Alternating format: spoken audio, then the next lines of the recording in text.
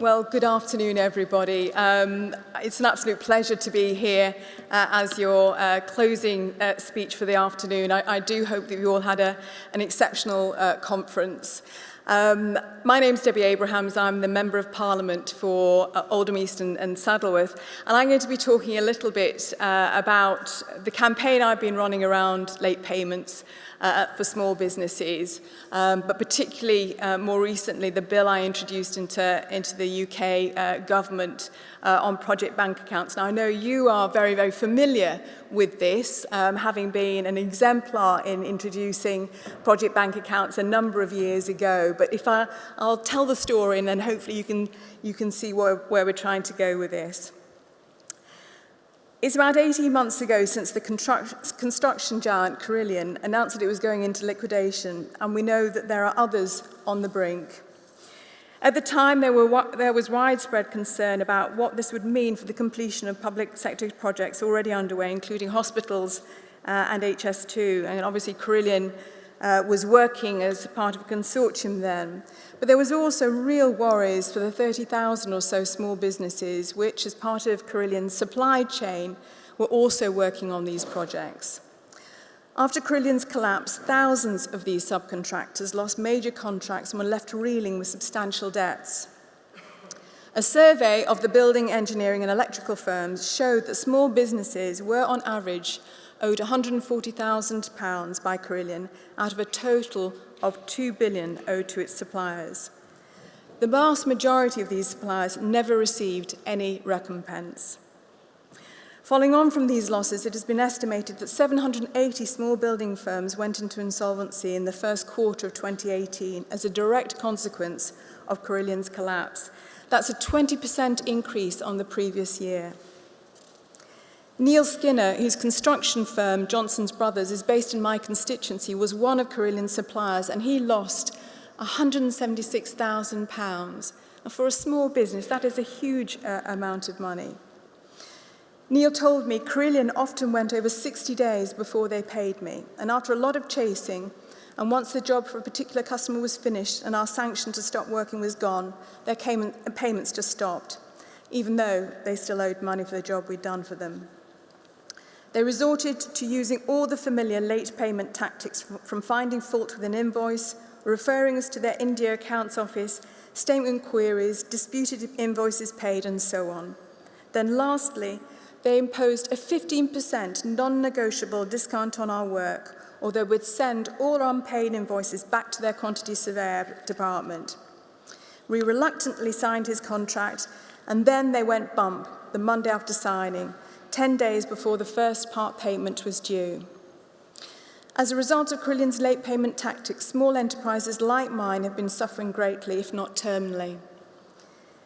Neil added, large companies know late payment can destroy small businesses like us, but they rely on these tactics to cook the books and can be seen to be profitable themselves.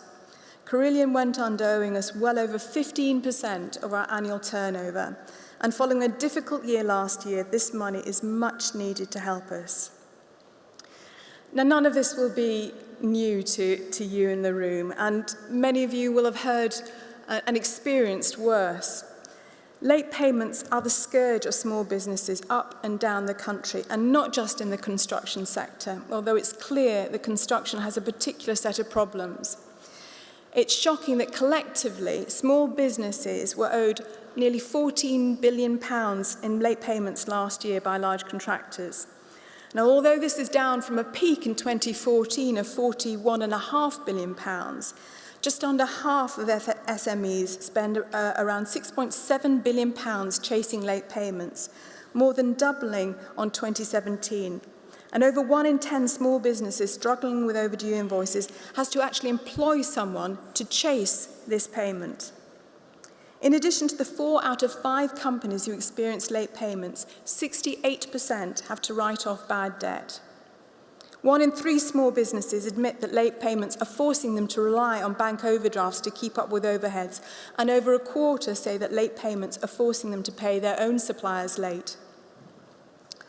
It is still one of the most pressing issues that small businesses across all sectors report, with 84% of small firms reporting that they were paid late and a third saying that this is for 1 in 4 invoices. This is in the context of growing business uncertainty with the small business sector, registering its lowest confidence since 2011.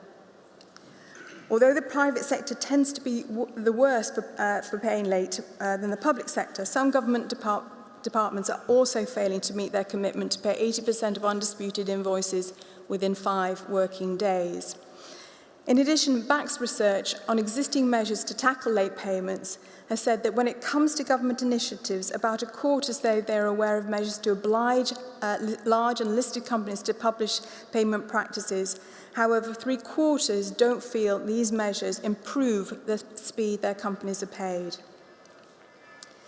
Now, I've been campaigning against late payments since 2011 when a haulier in my constituency came to see me, and he said that his business was basically going to fold because of the late payments that he was experiencing as a result of delays by one of the large supermarket chains. So I wanted to see how widespread that was, not being particularly familiar with this area of work. And so I investigated what was happening in Oldham, and it wasn't long before I had another constituent, Anne and Harry Long, who had a commercial plumbing and heating business. They built up over the 80s and said they were having exactly the same problems. And in fact, they actually had to fold. So they left their business. They went into involuntary liquidation with bad debts of over 150,000. So as a response to that, I convened a national inquiry in Parliament as an all-party inquiry. So we had representatives from all parties, all political parties, and we looked into the issues associated with late payments and what could be done about them. And the evidence that we took, particularly from the small businesses themselves, was incredibly powerful. Steve Paul from the West Midlands told me, in August 2012, I lost my business of 25 years after building it up from nothing. Late payments meant it was starved of cash flow, and I had to put the business into administration. It was the worst time of my life, and it was due to the big main contractor playing with us and using their power and might so they didn't have to pay me. Steve Sutherland from Huddersfield said, in 2012, we had a problem when we won 4 jobs with the construction firm and prices were really tight. At the beginning of one job, one particular construction firm, surveyors, had started to target how much they were going to reduce the amounts they were going to pay subbies.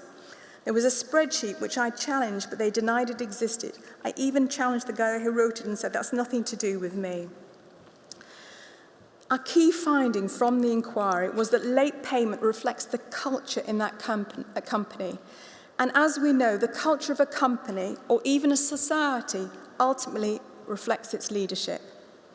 It was clear that late payment was used as a form of corporate bullying, with large companies exerting their power over their smaller suppliers just because they could.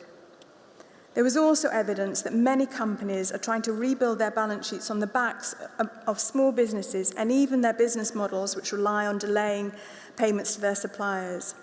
For some Tier 1 suppliers, they are little more than a funding repository.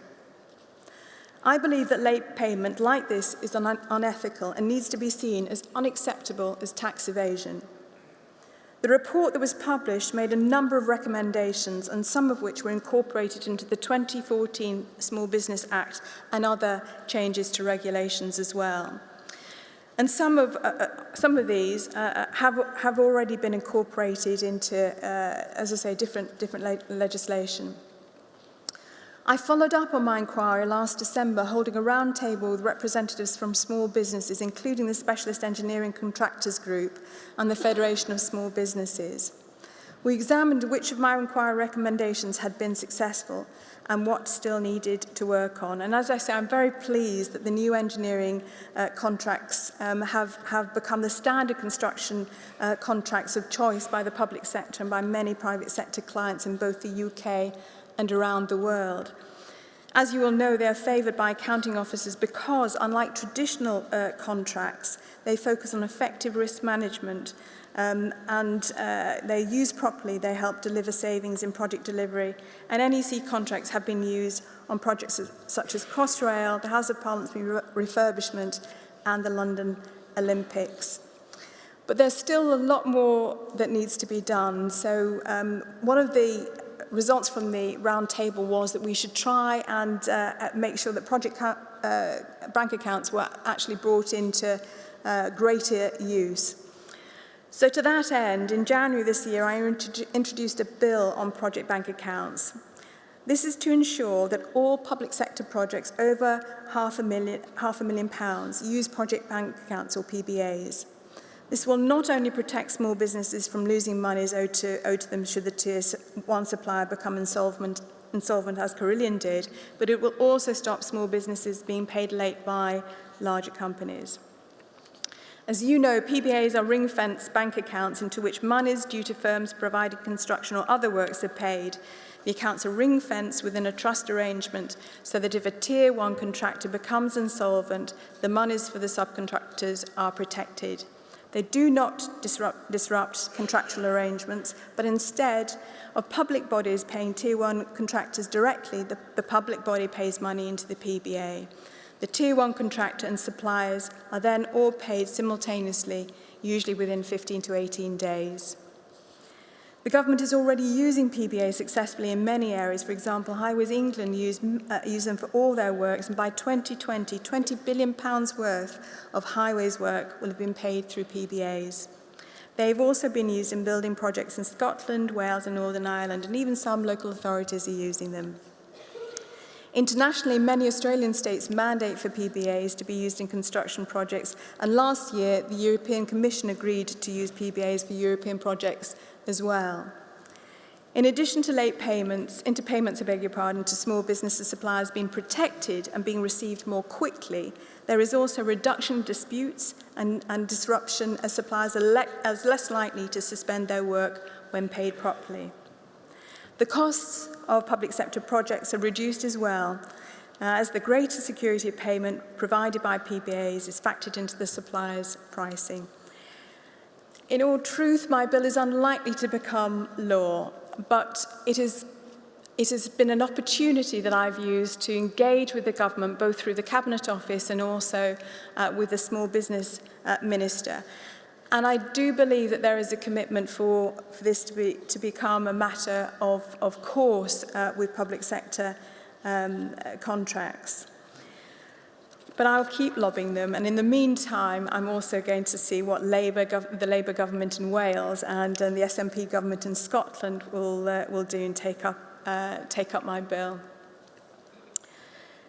Our small business sector is the powerhouse of our economy, contributing £2 trillion of annual turnover, over half of all private sector turnover, and 60% of private sector jobs. It is critical to boosting aggregate levels of productivity in the UK, which we know is at the lowest point in a decade. For a sustainable recovery and healthy growth, we need to support and nurture our entrepreneurs and small businesses. And I'm very grateful for everything that the NEC and many other groups are doing to support this. Thank you so much.